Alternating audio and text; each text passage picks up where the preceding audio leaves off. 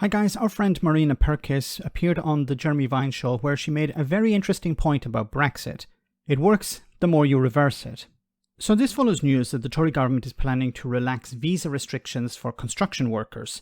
Now it's believed that they will be added to the shortage occupation list. This was set up to bypass some of the problems of the ending of freedom of movement after Brexit. So it seems in order to fix the problems of Brexit, you need to undo Brexit. Have a listen to this. Brexit works, just the more you reverse it. The more you roll back. Do you think in your lifetime it will be reversed? Yes. Maybe in the next 10 years? I don't know. In my lifetime? I'm hoping within the next 10 years. Yeah. What Labour get in and they just say, look, we're going to have a look at this and just gradually ease back in? Labour or a coalition government, and then they start to actually address reality. Because it might just be trench warfare if they do that, that's all. Don't care. Maybe not. I mean, I think Nick Clegg said all the people the appetite, the polls are showing that even Leave voters are seeing that it's an absolute crock of nonsense. And Nick Clegg said rather undiplomatically that all the Leave voters will be dead soon. There is that. So I don't know whether he's right about that. Anyway, sorry, go on. Yeah, so basically... Don't know where Graham's got that expression that says he's about to come out and say we should stay out of it. Oh, gosh. Yeah. Go on, Marina, you go. Yeah, go on, Marina, go on. So do the bricklayers. Hoist your petard. Yeah. It looks like more bricklayers, joiners, tilers and roofers are going to get visas to work in the UK. So under the current scheme, since leaving the European Union, they wouldn't have been allowed in. They didn't earn enough. There wasn't a visa scheme for them. And now we're seeing actually our building sector is on its knees. Because we can't get these people in to do these jobs. There aren't enough of them.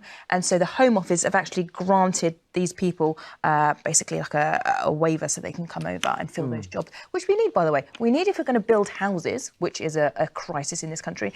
But even like I just had some work done in my house and the builder's really struggling. He's got loads of demand and he can't take on projects because he can't get the workers. There you have it. Can't get the work, can't take on the work because he can't find the workers.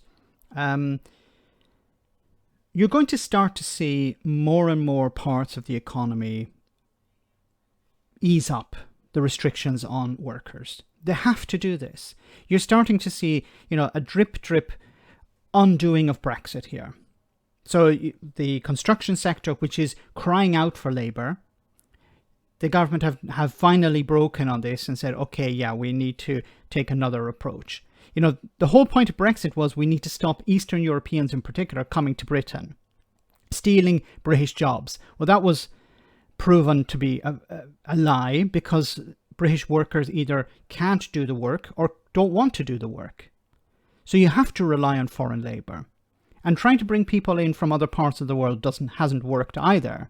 So it makes sense to bring people in from closer to home.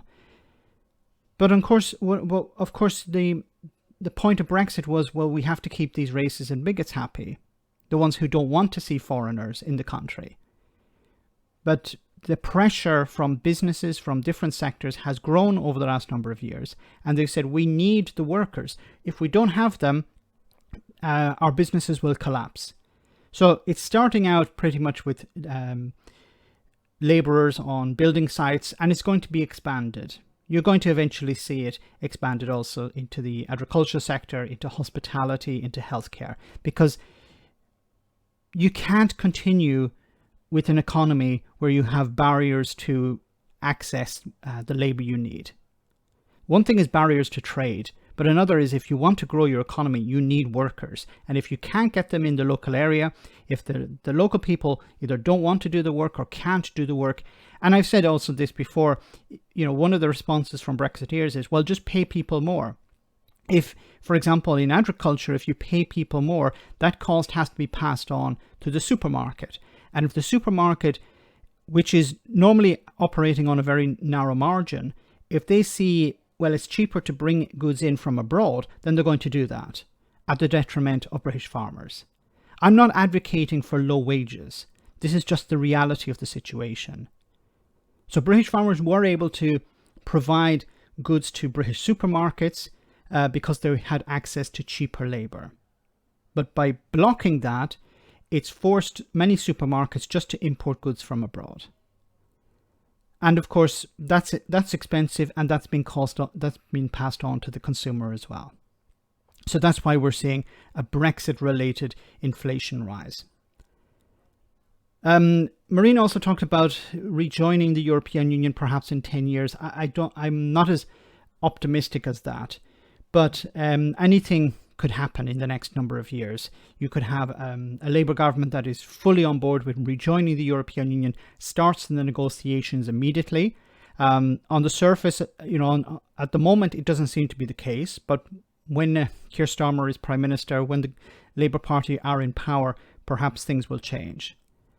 Let me know in the comment section, guys, what you think. As always, your comments are greatly appreciated. Thanks a lot.